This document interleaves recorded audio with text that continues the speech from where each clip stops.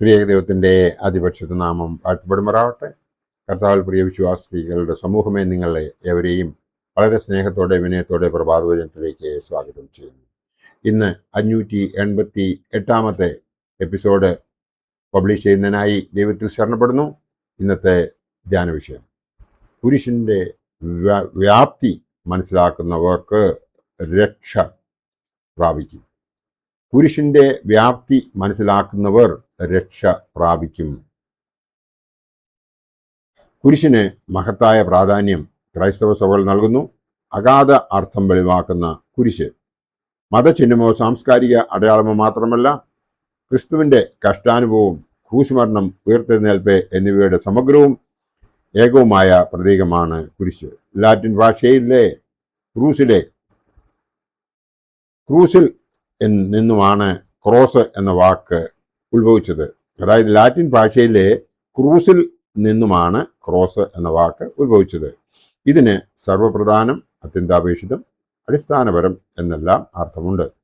ക്രിസ്തീയ വിശ്വാസത്തിൻ്റെ മറ്റ് പ്രമാണങ്ങൾ എല്ലാം പണിതൂർത്തിയിരിക്കുന്നത് നശിച്ചു പോകാത്ത ക്രൂശിൻ്റെ അടിത്തറയിലാണെന്ന് യെരുശലേമിലെ വിശുദ്ധ കൂറിലോസ് പഠിപ്പിക്കുന്നു.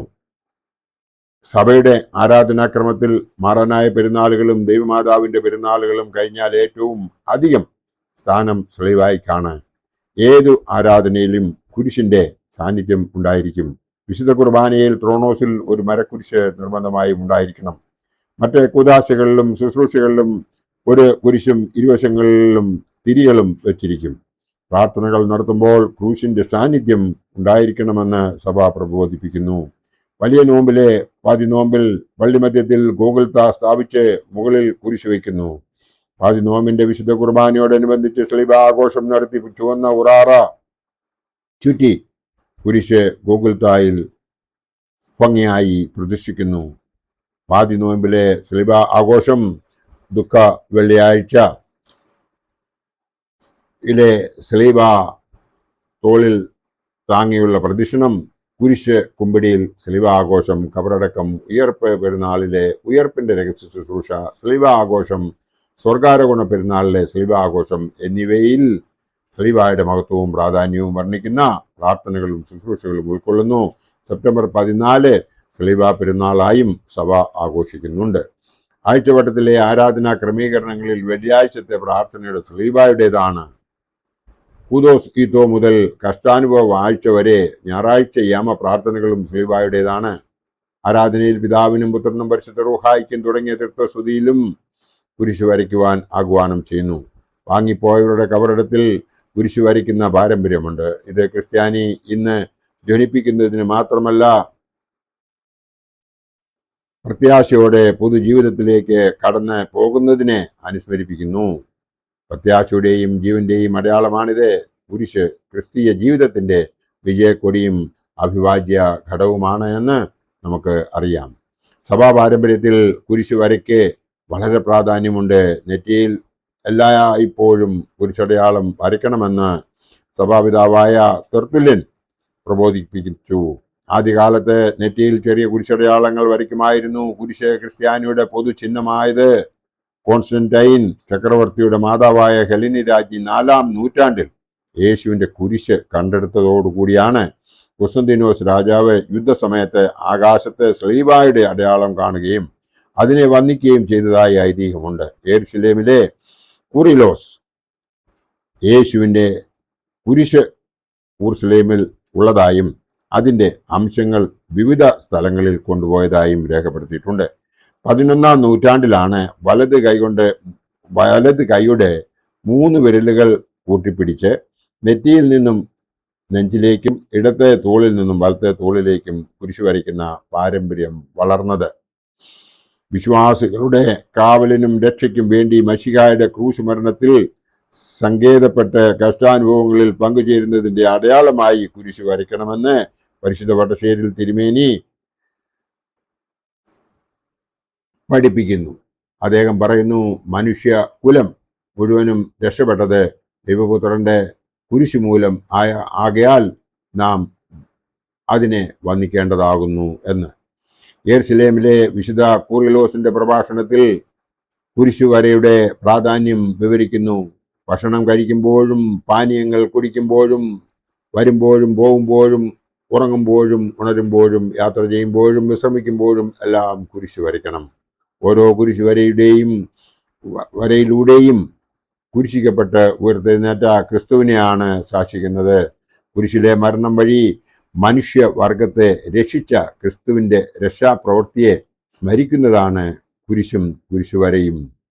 കുരിശ്, സഹനം, കബറടക്കം, ഉയർത്തെഴുന്നേൽപ്പ് എന്നിവ രക്ഷയ്ക്കുള്ള അവിഭാജ്യ ഘടകം ആണ്. കുരിശിനെ വന്ദിക്കുമ്പോൾ യേശുവിൻ്റെ രക്ഷാപ്രവർത്തനത്തോടുള്ള ആദരവ് സമർപ്പിക്കുകയാണ്. കുരിശ് വരയ്ക്കുകയും ആരാധനയുടെ ഭാഗമായി തീരുകയും ചെയ്യുമ്പോൾ കുരിശിനെ അല്ല, ക്രൂശിതനായ ക്രിസ്തുവിനെയാണ് ആദരിക്കുന്നത്. അനുദിന ജീവിതത്തിൽ ഉണരുമ്പോൾ കുരിശ് വരച്ച് എഴുന്നേൽക്കുന്ന പാരമ്പര്യമാണുള്ളത്. പിന്നീടാണ് പ്രാർത്ഥനയും പ്രവർത്തനവും ആരംഭിക്കുന്നത്. ക്രിസ്തുവിൻ്റെ രക്ഷാപ്രവർത്തനങ്ങളും അനുസ്മരണവും ക്രിസ്തു സന്ദേശം ഉൾക്കൊണ്ട് ജീവിതത്തെ അനുദിനം രൂപാന്തരപ്പെടുത്തുന്നതിനുള്ള ബോധ്യമാണ് കുരിശുവരയിലൂടെ ലക്ഷ്യമാക്കുന്നത്. നിർദ്ദിഷ്ട ആരാധനാ സമയങ്ങളിൽ മാത്രമല്ല, എല്ലാ ഘടകങ്ങളിലും ആവശ്യാനുസരണം കുരിശ് വരയ്ക്കണം. എപ്പോഴും കുരിശ് വരയ്ക്കണം, കുരിശ് ധരിക്കണം, കുരിശ് വഹിക്കണം എന്ന് ഗീവർഗീസ് മാർ ഇവാനിയോസ് മെത്രാപ്പോലീത്ത ഉപദേശിക്കുന്നു. കുരിശ് വരയ്ക്കുന്നതിന്, കുരിശ് വഹിക്കുന്നതിനും ക്രൂശിക്കപ്പെടുവാനാണ് നാം അത് ചെയ്യുന്നത് എന്നും മറക്കാതെ ഓർക്കുന്നത് നല്ലതായിരിക്കും. അനുദിന ജീവിതത്തിൽ ഉണ്ടാകുന്ന തിന്മകളെയും പ്രലോഭനങ്ങളെയും സ്വാർത്ഥതകളെയും കുരിശിക്കുവാൻ നമുക്ക് കഴിയണം. കാൽവരിയിൽ വെളിപ്പെട്ട ക്രിസ്തു സ്നേഹത്തോടുള്ള സമ്പൂർണ്ണ സമർപ്പണമാണ് കുരിശുവരയിലൂടെ സാധ്യമാകുന്നത്. ഇത് പൂർണ്ണ ഹൃദയത്തോടും പൂർണ്ണ ആത്മാവോടും പൂർണ്ണ മനസ്സോടും പൂർണ്ണ ശക്തിയോടും നിർവഹിക്കണം. ബോധവിചാര മനസ്സുകളുടെ സമ്പൂർണമായ ഇടപെടൽ കുരിശുവരയിൽ സജീവമാകണം. യേശു മരണത്തെ അതിജീവിച്ച് ഉയർത്തെഴുന്നേറ്റ് സ്വർഗാരോഹണം ചെയ്തു, സർവേശ്വരനായി വാഴുന്നു എന്ന യാഥാർത്ഥ്യം സ്ലീബ ചിഹ്നം വിളിച്ചറിയിക്കുന്നുമുണ്ട്. നാം യഥാർത്ഥത്തിൽ കുരിശിൻ്റെ വ്യാപ്തി മനസ്സിലാക്കുന്നുവെങ്കിൽ രക്ഷിക്കപ്പെടും എന്നതിന് രണ്ട് അഭിപ്രായം ഉണ്ടാകുകയില്ല. അതായത് കുരിശിൻ്റെ വ്യാപ്തി മനസ്സിലാക്കുന്നവർ രക്ഷ പ്രാപിക്കും.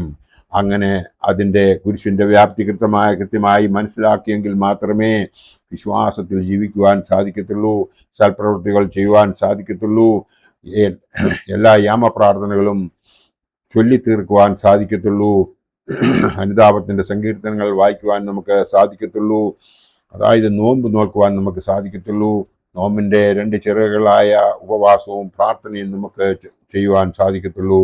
ഇതിനൊക്കെയും ദൈവം നമ്മളെ അനുഗ്രഹിക്കട്ടെ. അതിനു വേണ്ടിയിട്ട് ഒരു ഒരു മാനസാന്തരം നമുക്കുണ്ടാകട്ടെ എന്ന് മാത്രമേ അവസരത്തിൽ ഓർപ്പിച്ചുകൊണ്ട് എൻ്റെ വാക്കുകൾ ഇവിടെ ഉപസംഹരിക്കട്ടെ. ദൈവം നമ്മളെ എല്ലാവരെയും അനുഗ്രഹിക്കട്ടെ.